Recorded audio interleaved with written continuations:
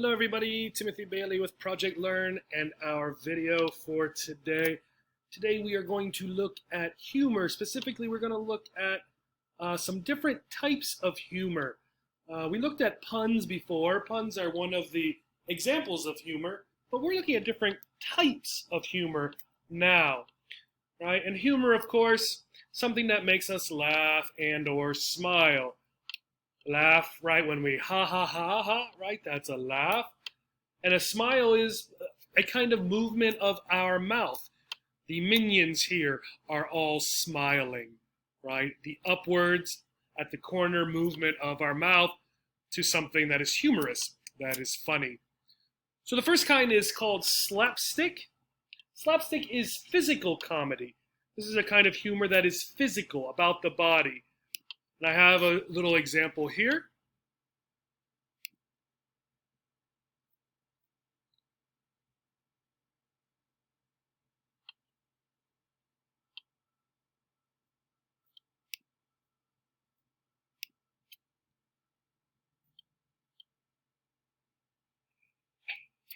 What are you doing?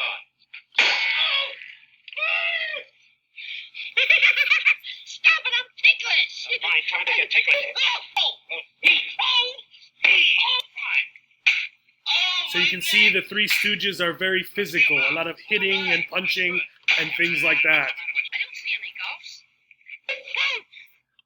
Right? There are some other examples as well that you can check out for slapstick physical comedy. Another kind of comedy or humor is called deadpan. Deadpan isn't so much about what you're saying as it is about the delivery or how you do the humor, how you convey the humor to the audience. It is very limited or has very limited or no emotional change in your voice, in how you deliver the humor. So here is a comedian, Stephen Wright, and he is known for deadpan humor. So he might be telling a joke, right? I went to a bookstore and asked the saleswoman, "Where's the self-help section?" She said if she told me, it would defeat the purpose.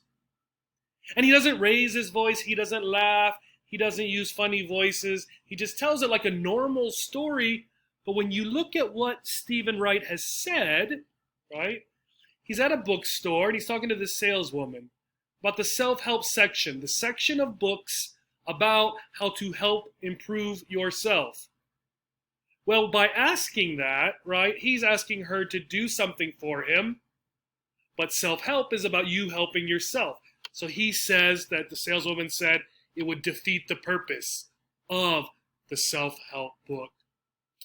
Deadpan humor can be very difficult. Friends use this, my friends use this a lot, because if you're not listening and catching the words, there's no other signal to tell you something funny has been said.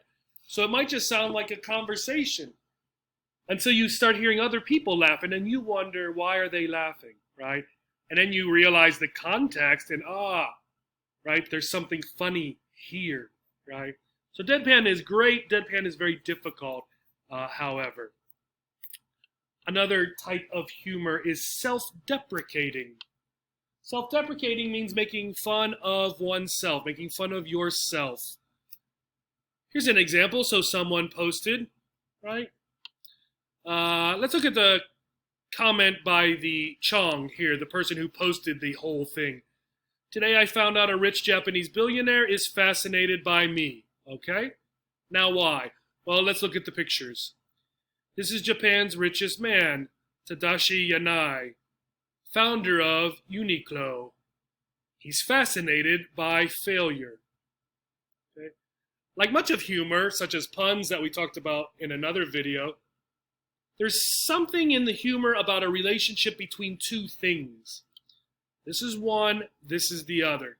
So Chong here says the Japanese billionaire is fascinated by him. Here, the Japanese billionaire is fascinated by failure. What does that mean? Well, in self-deprecating humor, it means that Chong is saying he, right, is a failure. So the billionaire, Tadashi, is fascinated by him, Chong. Okay? All right, let's try another one. Whoops, and my things came all up at the wrong time, this one. This one is called potty humor, right? Potty humor is often about body functions, such as passing gas, like the ram here. It's also humor about adult content, so the censored, right? This is often the type of things that perhaps parents or grandparents do not like children to learn, right?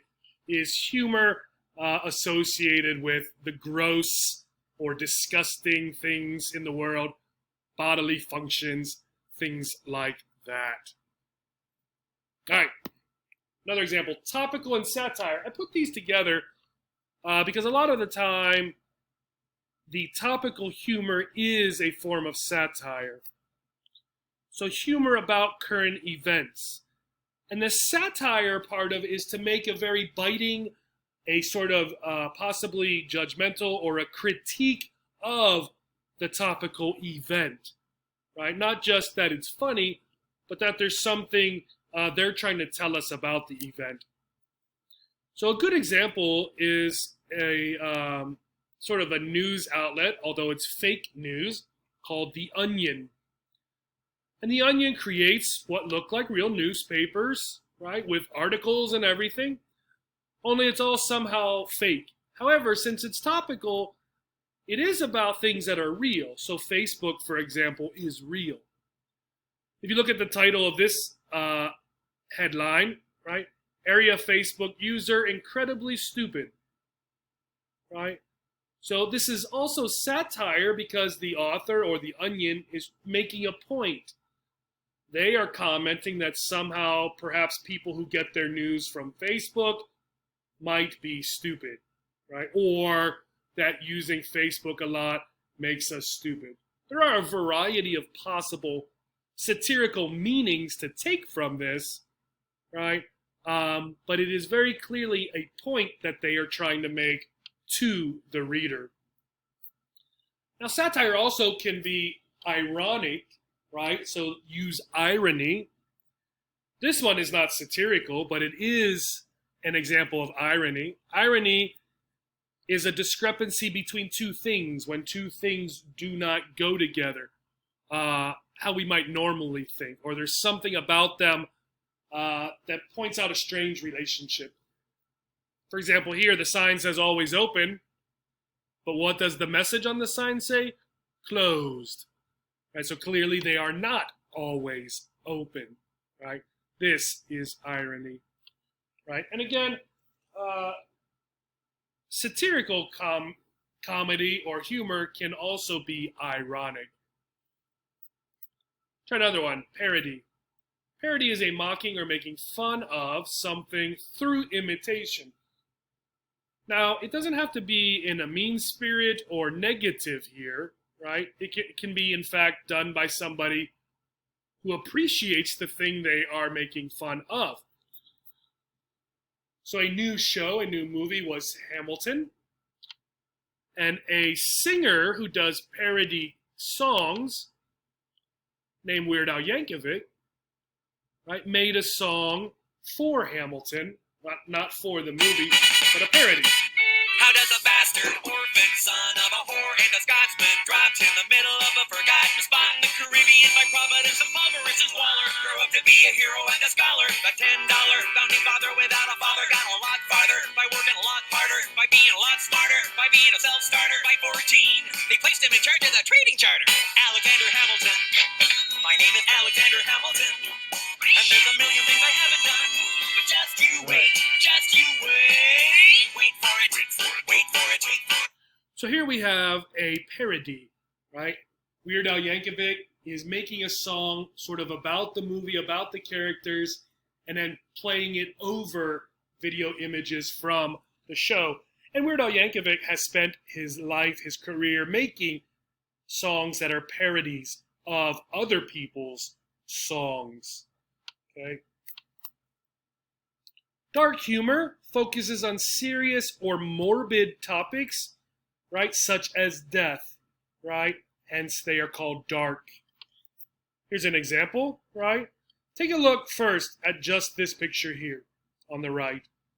So someone's house is on fire. A very serious, right, event, a very bad event. Now go to the beginning. The boy here is making a wish, throwing a coin in a fountain to make a wish. I wish I didn't have to clean my room anymore. Okay? Well, now the funny part is his house is on fire, so his room will be no more. It will not exist because the house will be burnt down. So what does that mean? It means he doesn't have to clean his room anymore, right? So this one, again, is very difficult because not just for language. It's not difficult for English and non-English speakers. It's difficult in one language because the depth to which someone does humor based on serious and bad topics is not the same for every person, right? So you have to be very careful with this kind of humor, okay? But again, there's a disconnect between the thing that happens and what the person intended, right? And for dark humor, the distance between these two things is greater than other kinds of humor. This is a simple wish to not have to do something maybe the boy doesn't like to do. This is a horrible event. So there's quite a lot of room here. All right. Surreal humor is humor that goes against logic, using situations that don't make sense. This is from a movie called The Holy Grail, Monty Python's Holy Grail. And this is the Black Knight, and he's fighting Sir Arthur, King Arthur here. And King Arthur, you will see, attacks him, and then the surreal element happens because the Black Knight does not die. Russia. If the Emperor dies, Russia goes. I'm going to skip ahead a little bit. Join me.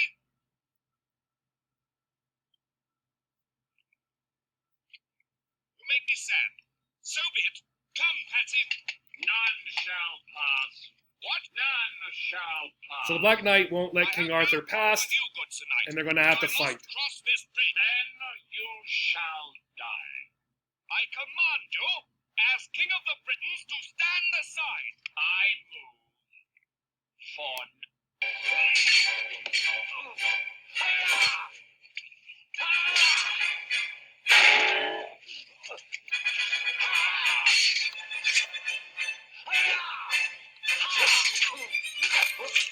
So there you see the Black Knight's arm got cut off.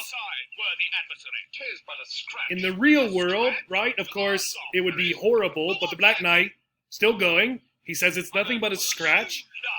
So here we're entering into the realm of surreal humor, right? A world that this would never happen, right? So now the Black Knight has lost both arms, yet he continues to fight, right? Unrealistic. Logic is gone, right? In this episode, and in, we could suggest, the entire movie, The Holy Grail. All right.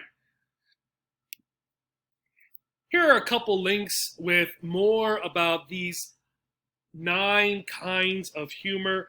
Check them out. It is interesting because one of the things that is helpful for students is really understanding and thinking about humor in another language. Thank you, and have a great day.